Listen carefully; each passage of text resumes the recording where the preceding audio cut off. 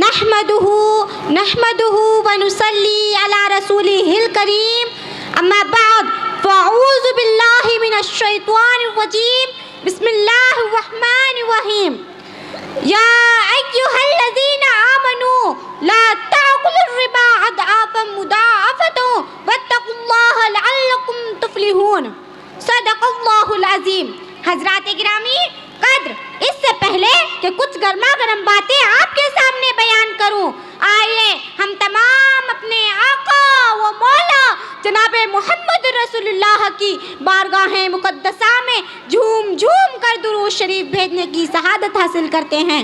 پڑھیے بآواز بلند، اللہم صلی وسلم علی سیدنا محمد وعلی آلہ وصحبہ وازواجہ وذریتہ اجمعین۔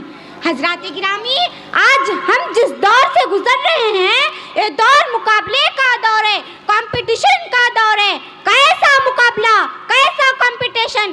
آخرت کے لیے مقابلے، آخرت میں اونچا مقام پانے کا کمپٹیشن۔ نہ جناب نہ، یہ مقابلے آخرت میں کامیابی پانے کے نہیں ہیں، بلکہ یہ مقابلے دنیا میں بڑا بننے کے ہیں۔ میرا گھر سب سے عالیشان ہو، میری گاڑی سب سے مہنگی ہو، میرے جوتے، کپڑے، واچ، گوگل سب سے قیمتی ہو، میرے پلاٹس، زمینیں، جائیدادیں سب سے زیادہ ہو، میری جے جے کرنے والے سب سے زیادہ ہو۔ انہی چیزوں کے تو مقابلے چل رہے ہیں۔ اللہ فرماتا ہے سورۃ البقرہ میں فاستبقوا الخیرات، بس نیکیوں میں ایک دوسرے سے سبقت لے جاؤ، یہ ایک دوسرے سے مقابلے نیکیوں میں کرو۔ اللہ تو نیکیوں میں مقابلے دیکھنا چاہتا ہے اور ہم دنیا داری میں مقابلے کر رہے ہیں۔ اس دنیا داری کے مقابلے میں جیتنے کے لیے ہم نے اپنی کمائیوں کو پاک و صاف رہنے نہیں دیا۔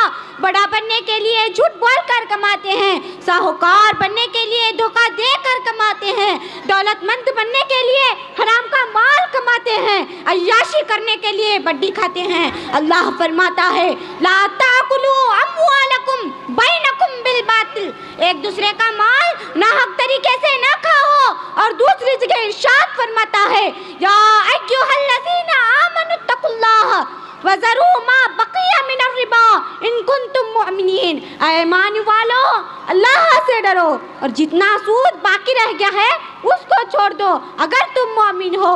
سامعین کرام، اللہ صاف فرما رہا ہے کہ اگر تم لا الہ الا اللہ محمد رسول اللہ پڑھنے والے ہو، اللہ کو ایک اور حضور اکرم صلی اللہ تعالی علیہ وسلم کو اللہ کا سچا رسول ماننے والے ہو تو سود کو چھوڑ دو، بڈی کھانا چھوڑ دو۔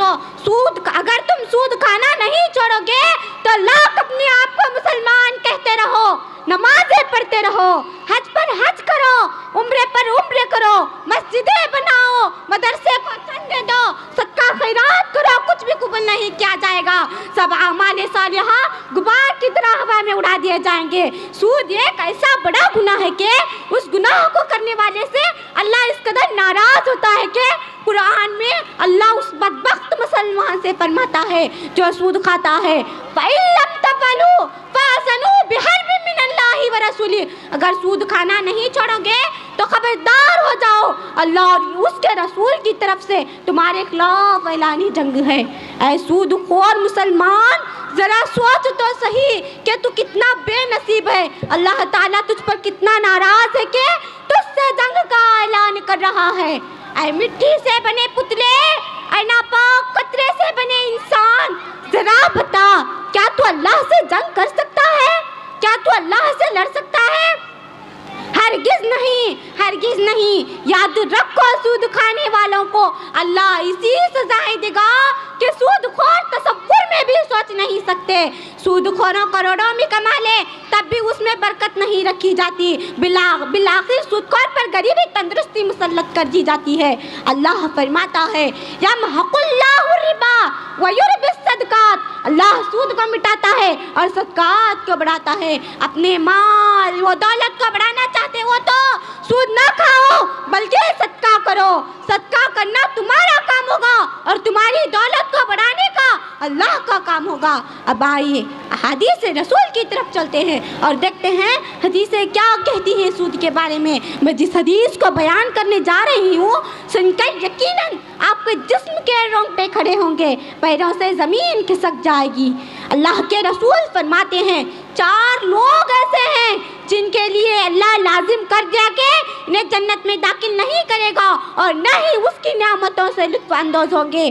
نمبر 1 شرابی، نمبر 2 سود خور، نمبر 3 ناحق یتیم کا مال کھانے والا، نمبر 4 ماں باپ کا نافرمان۔ اللہ ان 4 قسم کے لوگوں کو جنت میں داخل نہیں کرے گا۔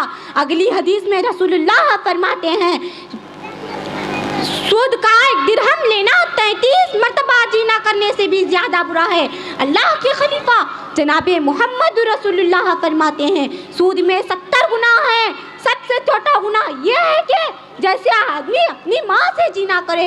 اللہ اکبر، اللہ اکبر، سن لیا نا آپ نے کتنا بڑا گناہ ہے سود کھانا، سود کا 1 درہم لینے کا گناہ سب سے چھوٹا گناہ۔ جب ماں کے ساتھ بدکاری کرنے کی طرح ہے تو ابھی 69 گناہ باقی ہیں، وہ کتنے بڑے اور کیسے کیسے ہوں گے۔ پیارے مسلمانوں، آپ مسلمان ہیں، آپ قیامت پر ایمان رکھتے ہیں، جنت دوزخ کو مانتے ہیں، آپ کا یہ یقین ہے کہ مرنے کے بعد دوبارہ زندہ کیا جائے گا اور اعمال کے مطابق جزا اور سزا دی جائے گی۔ تو آپ سے گزارش ہے کہ صرف حلال طریقے سے کمائیں اور کھائیں اور حلال طریقے سے خوب کما کر بڑے سے بڑے امیر بن جائیں۔ اسلام نہیں روکتا، ہاں اسلام روکتا ہے تو ان باتوں سے روکتا ہے نہ حرام کماؤ نہ کھاؤ اور حلال کمانے میں اتنے ڈوب نہ جاؤ کہ خدا بھی یاد نہ آئے۔ رسول اللہ فرماتے ہیں شب معراج میں ایک جماعت کے پاس سے گزرا جن کے پیٹ کمروں کی طرح بڑے بڑے تھے، ان میں سے بہت سے سانپ پیٹوں کے باہر سے دکھائی دے رہے تھے۔ میں نے کہا جبرائیل یہ کون لوگ ہیں؟ تو جبرائیل نے عرض کیا یہ سود کھانے والے ہیں۔ حلال کمانے کے لیے بھاگ دوڑ کرنا عبادت ہے، ہر حلال کھانے والے کو اللہ کا نور نصیب ہوتا ہے۔ اللہ مجھے اور آپ تمام کو حرام سے بچائے، سود سے محفوظ رکھے، حلال کمانے حلال کھانے کی توفیق عطا فرمائے، آمین ثم آمین۔ وآخر الدعوانا ان الحمد للہ رب العالمین۔